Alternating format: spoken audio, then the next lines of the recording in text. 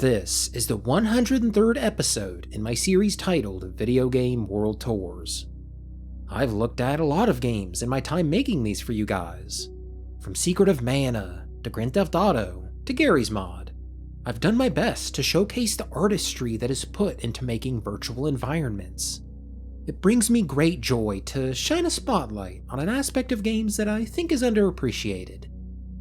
But what is there to shine a spotlight on this time? Stick with me for a bit here. Just give me like 12 minutes. Join me on this mini journey of discovery. Welcome to the 100,000 subscriber Video Game World Tour special. And this is a 1-to-1 scale recreation of the known universe in Garry's Mod.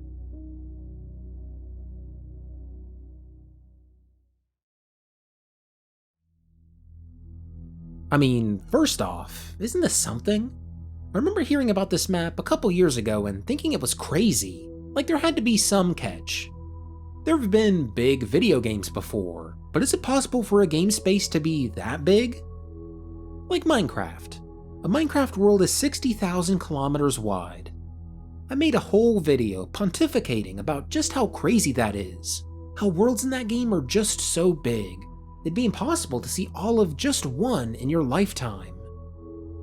A Minecraft world is 60,000 kilometers wide? This is how big this Garry's Mod map is. I don't even know how I'd begin to say that. I tried to look into it to see if the observable universe is actually that big. I don't know, it sounds about right. Wolfram Alpha says that's 93 quadrillion light years, or 8.8 times 10 to the 32 meters. The book Wikipedia uses as its source for the size of the universe actually has it at 93 billion light years, or 8.8 times 10 to the 26. That's a lot of extra zeros in the Gmod map. So this is actually bigger than the observable universe we live in. I guess it doesn't matter to me as a player. It's not like I'd use that extra space for anything. I'm not flying out to these coordinates on screen to build a base. I'm content to hang out right here. Actually, I will build a little something, just to make this space home. I've always been fascinated with scale in games. There's something special about being in a space much bigger than you. It puts things in perspective for me. I'm a human. I go about my human life doing human things. I live in my little human building, drive my human car, and sleep in my human bed.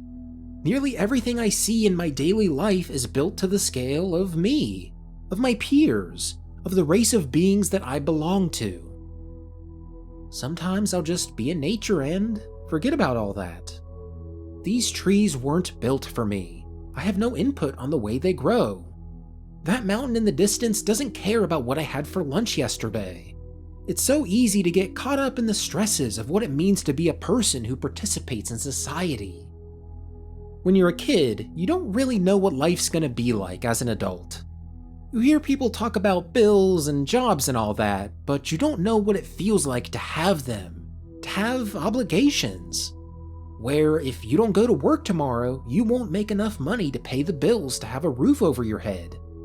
It's so easy to fall down the rabbit hole of thinking about stuff like that, getting caught up in the whirlpool of responsibilities and feeling like you're just barely treading water, with the danger of falling under at any moment.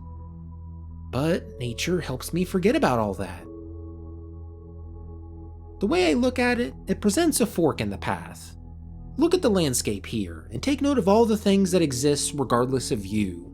The trees, the hills, the rocks, they've existed long before your time and will continue to exist long after your time. Our lifetimes, with all the experiences we have and people we meet, take up only a fraction of a second in the full scale of Earth's lifetime. One could think about that and feel a profound sense of dread. If what we do has minimal effect on the world, what's the point? Why do humans engage in all these pointless conflicts if, at the end of the day, the world will continue on without us? Even if we were to all die in a full-scale nuclear war, tainting this planet for any being still left living afterwards, the Earth would still rebound. Whether it takes 100 years or 1,000 years, life will still pop up. Look at what happened to the dinosaurs. A civilization wipe level event could happen tomorrow. So, what's the point? You could think like that, and I couldn't fault you for it. When confronted with your own mortality, I bet it's easy to fall down that path. Hell, I do it myself sometimes. There's just so many struggles in life, it's easy to question what it's all in service of. But it's important not to wallow in those feelings. It's good to recognize them so you can live a better today. Sure, all the experiences you've had and the people you've met will mean nothing when you die one day. But it's almost all the more freeing that way. This life is fleeting. Just because you aren't going to be around forever doesn't mean you don't get to enjoy the time you have left. To deal with that feeling of dread when you realize nothing matters in the long term, you need to live in the moment. Really, just let go.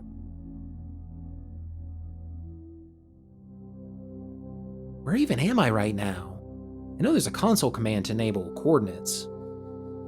Let's travel to a random point on this map, one I can 100% guarantee that no human has ever been to before. Trying my hardest to think of the most random coordinates I could visit. I know to avoid 7s. That's the number people pick the most when you tell them to think of a random number between 1 and 10. Here we are. I am most definitely the first human being to see the map at this spot. I mean, it doesn't look that much different from any other spot in this map, but technically there's just so much space between where we started the video and where we are now. Even flying at max no-clip speed, I don't think you'd be able to reach it in your lifetime. I haven't talked about it in my most recent videos, but I used to bring that up a lot. The idea that you can be the first person to truly discover a spot in a game. Video games are often about the shared experience. You play, say, No Man's Sky with a group of friends. You all experience the story, and the mining, the inventory management. Every one of you experienced those parts of the game, and you can talk about them with a shared understanding. But where you went is different. There's like a 97% chance when you land on a planet, the game tells you you're the first to discover it. You landing on that planet makes it yours, and all your friends have their own planets. Even if all these planets aren't that different in the grand scheme of things, it still made your playthrough wholly special to you. I kinda love that about video games. Even in games without No Man's Sky levels of variety, like Resident Evil 2 Remake, there are tons of little micro-events that make your playthrough unique to you. You don't really get that from movies or shows. I am the first person in human history to visit this spot in this Garry's Mod map. And yeah, maybe that isn't a meaningful statement to make. Like, I'm also technically the first person to sit on my couch and type these words out on a Wednesday night. But that's also kind of the beauty of the human experience. It's about doing things you've never done before. When someone suggested I talk about this map in a community post I made, I could have taken it in 100 different directions. But me, with the point I'm at in my life, I feel like using this map as an excuse for self-reflection. Sometimes, late at night, I like to go outside and stare at the stars. It gets me thinking about just how tiny I am in this world, in this universe, how insignificant I am to the state of it all. I'm marooned on a small island in an endless sea. I wonder about all the stars way out there, about what planets orbit them and what their history is like. Is there some being out there, looking up in the sky and wondering the same about me? Space just makes me unusually self-reflective. And I guess the point I'm at in my life plays into that too. I just crossed 100,000 subscribers. How crazy is that? 100,000 people enjoyed my videos enough to want to watch more of them. I want to say I didn't think I'd ever reach this point, but that'd be kind of a lie. I knew I was too stubborn to quit. And while the channel has grown a lot the past, oh my god, 6 years that I've been uploading, I need to lie down after that. While the channel has grown a lot, it hasn't been the best. There have been months where it felt like nobody was watching. I spent a whole month working on an hour-long Xenoblade Chronicles X tour. I was super excited for that. It was my first video to be over 60 minutes. And you know what happened? It bombed. that was a learning experience. Starting this past January, I've been covering exclusively Source Engine games. While I know there's a lot of Pretizens out there that miss my variety content, I couldn't be happier with the state of the channel right now. Things are consistent, and people seem content with my videos. Feels like I'm in a good place channel-wise. But life-wise, things could be better. Don't get me wrong, I'm doing alright. Got a roof over my head, plenty of food and water and all that. But I just got my own problems. And while they might not be that big a deal to other people, they kinda are to me. But, you know, it is what it is. We deal with the cards we're dealt, you just gotta play them the best you can. I'm hopeful for the future though. Like I said, the channel's looking up, and that gives me a lot of positive motivation. I got a couple ideas for some new videos and I think you'll like them. I'm gonna keep talking about Source Engine stuff for the time being. Sorry to all my variety content enjoyers out there. Oh, in the short term though, check out the description for an upload of my GM Flatgrass I covered a couple videos ago. I had to learn Hammer for that video, so it took me a bit to polish the map up, but it's out there now. Go show it to your friends. If you made it to the end here, really, thank you for watching. Only the truest of Pretizens will have watched all of this, so if you're hearing my words right now, I want you to know I appreciate you.